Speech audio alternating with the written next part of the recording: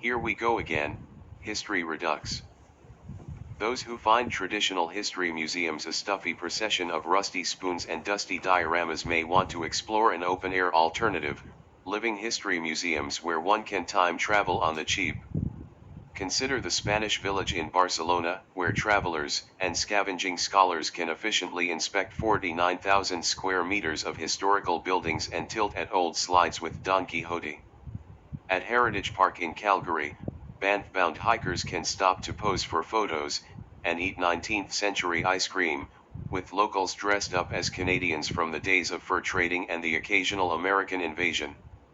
For those who can get visas to China, and local families on their first post-COVID-0 outing, the Millennium City Park in Kaifeng offers 100 acres of life in the Northern Song Dynasty, a Northern Song dynasty in which food vendors take WeChat Pay. The most famous of these museums can also be the most controversial. Consider Plymouth Patuxent in Massachusetts, where visitors can explore a colonial village and take selfies with healthy pilgrims. The museum has recently been criticized for not paying enough attention to the indigenous peoples displaced and given smallpox by those same pilgrims. One concern, that the tribe members staffing a Native American settlement recently added to the museum are not descendants of the actual tribe the pilgrims first encountered. To make the experience more realistic, some of these museums have diligently bred versions of animals that look more like their counterparts in the past: wilder pigs, gamier hens, dogs that are less Pomeranian and more wolf. Someone on a paleo diet, meaning they avoid processed foods on the theory that it is healthier to eat like our ancestors did 10,000 years ago, when their life expectancy was about 35. To be fair, on average people died young because the super young died often. A lot of children never grew up. Some archaeologists and historians are interested less in what we should eat now, however, and more in understanding ancient menus. What did people call dinner at different times in different places? Consider this reconstruction of a Roman thermopolium where a young Caesar might have grabbed an Isitia aumentata to go. The Ulster American Folk Park isn't American at all, it's in Ireland. Visitors can experience the lives of Irish people who moved to the United States, from boarding crowded ships to sleeping in makeshift log cabins. There are fewer examples of living future museums with good reason. But they do exist, often at world expos or in amusement parks. Tomorrowland Museum of the Future World of Tomorrow, 1939. Crystal Palace American National Exhibition, Moscow, 1959. Recreation as recreation. Someday, maybe they'll reenact the Great Emu War. While the United States is most famous for Civil War reenactments, Gettysburg gets a lot of love. Other parts of the world reenact their own key historical moments, albeit still mainly battles, to the lament of historians who argue that this overemphasizes the role of war in history. To be fair, not every reenactment is about horses and bayonets, some are less guns and more butter. In Bruce Coville's 1986 novel Operation Sherlock, 6 teenagers have no history teacher. Their parents are rogue scientists developing the first AI on an otherwise uninhabited island. They learn about the past by playing historical simulations on their computers.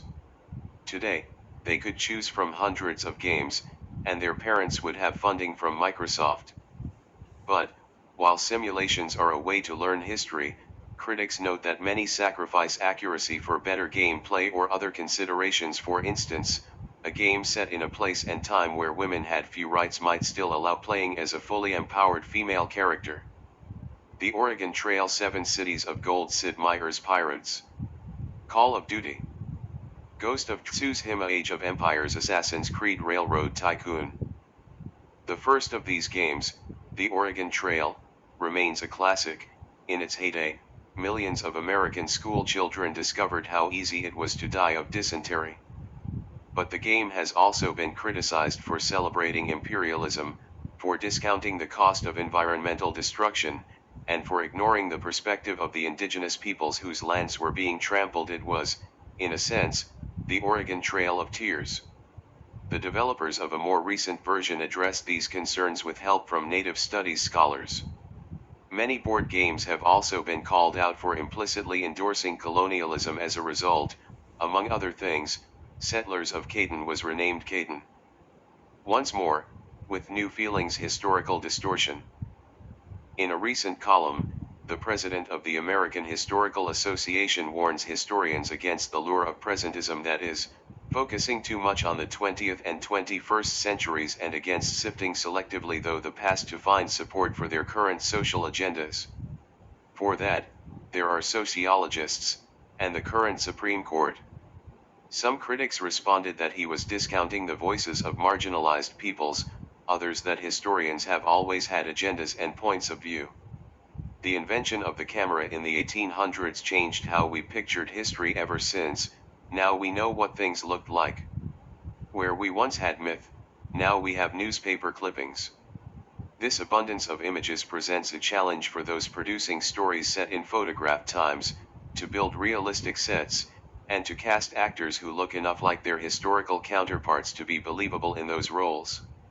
Consider the actors who have played individuals such as Princess Diana, Nelson Mandela, and Abraham Lincoln. The musical Hamilton defied the expectation of what actors in historical dramas should look like, and sound like, by explicitly casting black actors as famous American political leaders and then telling their story in hip-hop inspired song and dance numbers. Some have celebrated the way it gives a traditionally marginalized group control of the narrative.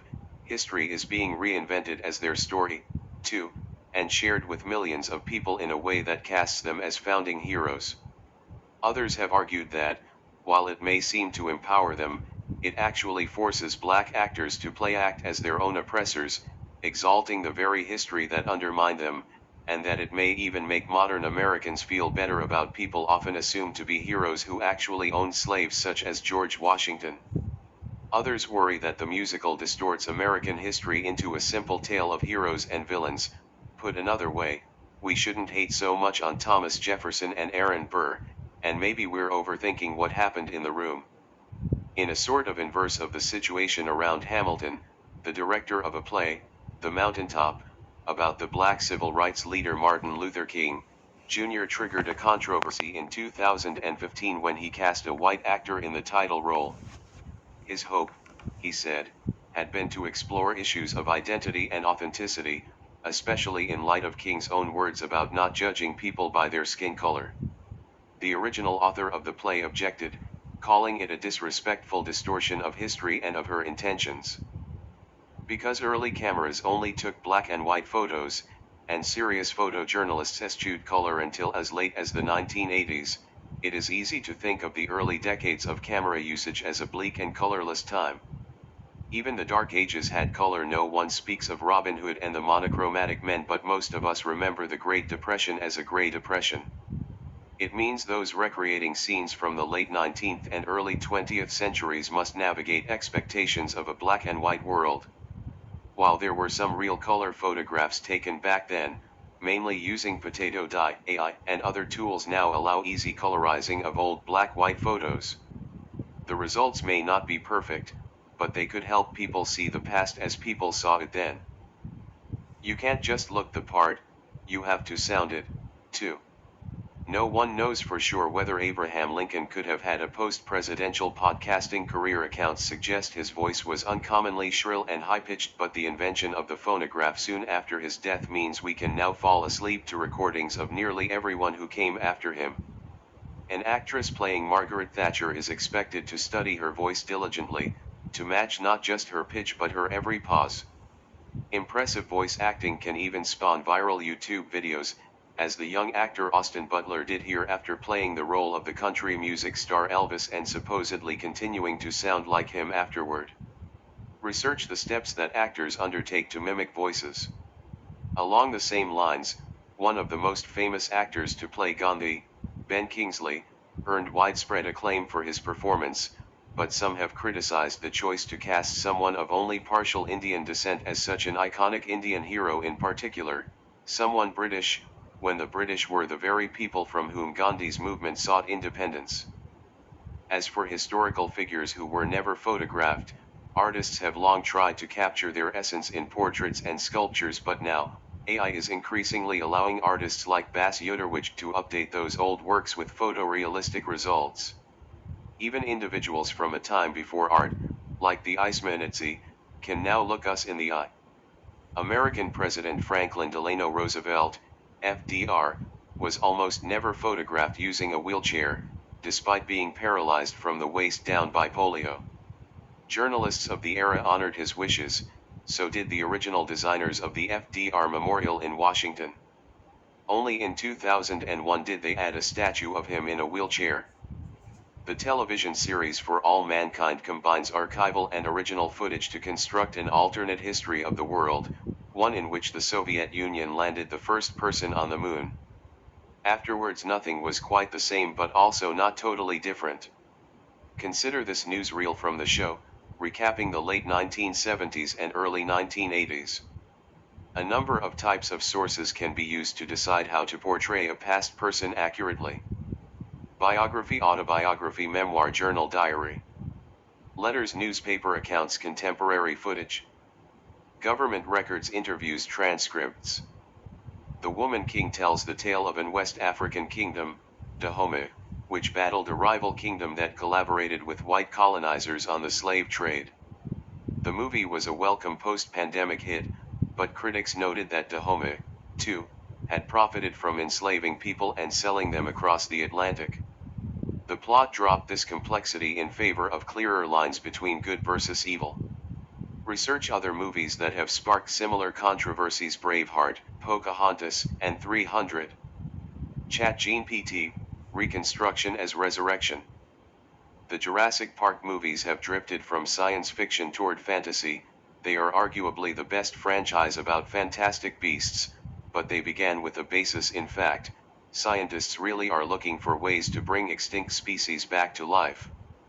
AI may be an important new tool in making it possible. Critics contend that it will probably never happen and that we should focus our resources on preserving the species we have left. Explore the extinction efforts and methods related to the animals listed below, then discuss with your team, if it were possible, what species would you want to bring back first?